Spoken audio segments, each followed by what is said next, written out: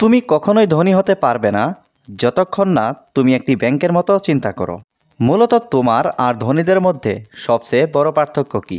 তারা ব্যাংকের মতো চিন্তা করে আর তুমি চিন্তা করো ঋণ গ্রহীতার মতো।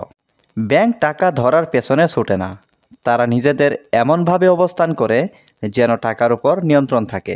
এমনকি তারা খরচ করে না, তারা অর্থ ব্যয় করে বিনিয়োগের জন্য। তারা আবেগ দিয়ে ঋণ দেয় না, তারা ঝুঁকি, লাভ এবং লিভারেজ মূল্যায়ন করে। তাই তুমি যদি চিরতরে ছোট অর্থ থেকে মুক্তি পেতে চাও, তাহলে তোমার মস্তিষ্কে একটি ব্যাংকের মতো কাজ করার জন্য পুনর্গঠন করতে হবে। ব্যাংক কখনো ভাঙা শক্তির পেছনে ঋণ দেয় না, তারা শুধু সম্পদের পেছনে ঋণ দেয়, অজুহাতের পেছনে নয়। তুমি কি করো?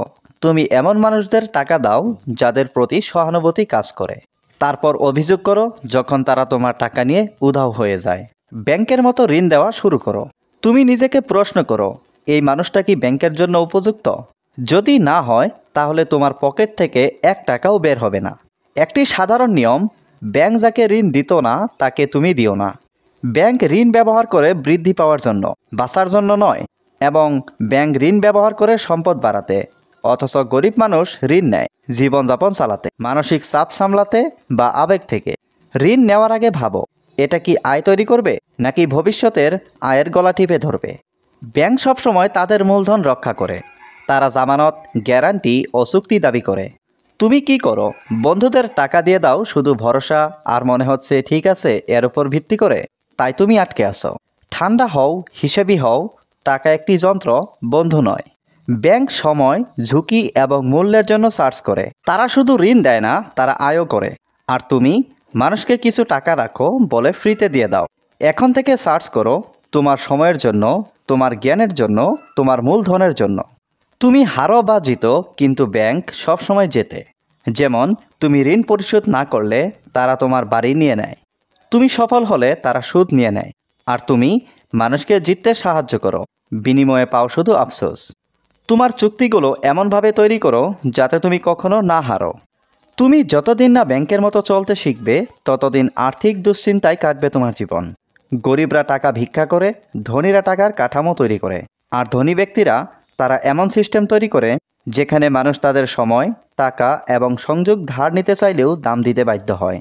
তাই এখন থেকে ব্যাংকের মতো ভাবো, নয়তো দয়ালু হতে গিয়ে গরিবই থেকে যাবে। জীবনের লক্ষ্য এবং উদ্দেশ্য স্থির করুন। তুমি কখনোই ধনী হতে পারবে না যতক্ষণ না তুমি একটি ব্যাংকের মতো চিন্তা করো। মূলত তোমার আর ধনীদের মধ্যে সবচেয়ে বড় পার্থক্য কি? তারা ব্যাংকের মতো চিন্তা করে আর তুমি চিন্তা করো ঋণ গ্রহীতার মতো।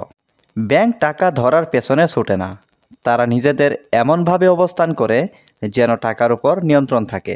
এমনকি তারা খরচ করে না, তারা অর্থ ব্যয় করে বিনিয়োগের জন্য। তারা আবেগ দিয়ে ঋণ দেয় না, তারা ঝুঁকি, লাভ এবং লিভারেজ মূল্যায়ন করে। তাই তুমি যদি চিরতরে ছোট অর্থ থেকে মুক্তি পেতে চাও, তাহলে তোমার মস্তিষ্কে একটি ব্যাংকের মতো কাজ করার জন্য পুনর্গঠন করতে হবে। ব্যাংক কখনো ভাঙা শক্তির পেছনে ঋণ দেয় না, তারা শুধু সম্পদের পেছনে ঋণ দেয়, অজুহাতের পেছনে নয়। তুমি কি করো? তুমি এমন মানুষদের টাকা দাও যাদের প্রতি সহানুভূতি কাজ করে। তারপর অভিযোগ করো যখন তারা তোমার টাকা নিয়ে উধাও হয়ে যায়। ব্যাংকের মতো ঋণ দেওয়া শুরু করো। তুমি নিজেকে প্রশ্ন করো, এই মানুষটা কি ব্যাংকের জন্য উপযুক্ত? যদি না হয়, তাহলে তোমার পকেট থেকে 1 টাকাও বের হবে না। একটি সাধারণ নিয়ম, ব্যাংক যাকে ঋণ দিত না তাকে তুমি দিও না। ব্যাংক ঋণ ব্যবহার করে বৃদ্ধি পাওয়ার জন্য, বাঁচার জন্য নয়। এবং ব্যাংক ঋণ ব্যবহার করে সম্পদ বাড়াতে। অথচ গরিব মানুষ ঋণ নেয় জীবনযাপন চালাতে, মানসিক চাপ সামলাতে বা আবেগ থেকে। ঋণ নেওয়ার আগে ভাবো, এটা কি আয় তৈরি করবে নাকি ভবিষ্যতের আয়ের গলা টিপে ধরবে?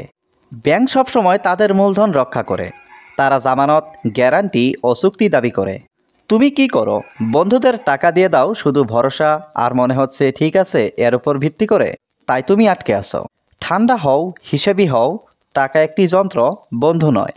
ব্যাংক সময়, ঝুঁকি এবং মূল্যের জন্য চার্জ করে। তারা শুধু ঋণ দেয় না, তারা আয়ও করে। আর তুমি মানুষকে কিছু টাকা রাখো বলে ফ্রিতে দিয়ে দাও। এখন থেকে চার্জ করো, তোমার সময়ের জন্য, তোমার জ্ঞানের জন্য, তোমার মূলধনের জন্য। তুমি হারো বা জিতো, কিন্তু ব্যাংক সবসময় জেতে। যেমন তুমি ঋণ পরিশোধ না করলে তারা তোমার বাড়ি নিয়ে নেয়, তুমি সফল হলে তারা সুদ নিয়ে নেয়। আর তুমি মানুষকে জিততে সাহায্য করো, বিনিময়ে পাও শুধু আফসোস। তোমার চুক্তিগুলো এমনভাবে তৈরি করো যাতে তুমি কখনো না হারো। তুমি যতদিন না ব্যাংকের মতো চলতে শিখবে ততদিন আর্থিক দুশ্চিন্তায় কাটবে তোমার জীবন। গরিবরা টাকা ভিক্ষা করে, ধনীরা টাকার কাঠামো তৈরি করে। আর ধনী ব্যক্তিরা তারা এমন সিস্টেম তৈরি করে যেখানে মানুষ তাদের সময়, টাকা এবং সংযোগ ধার নিতে চাইলেও দাম দিতে বাধ্য হয়। তাই এখন থেকে ব্যাংকের মতো ভাবো, নয়তো দয়ালু হতে গিয়ে গরিবই থেকে যাবে। জীবনের লক্ষ্য এবং উদ্দেশ্য স্থির করুন। এমন নতুন নতুন ভিডিও আরও পেতে চাইলে আমাদের চ্যানেলটি সাবস্ক্রাইব করুন এবং বন্ধুদের সাথে ভিডিওটি শেয়ার করুন।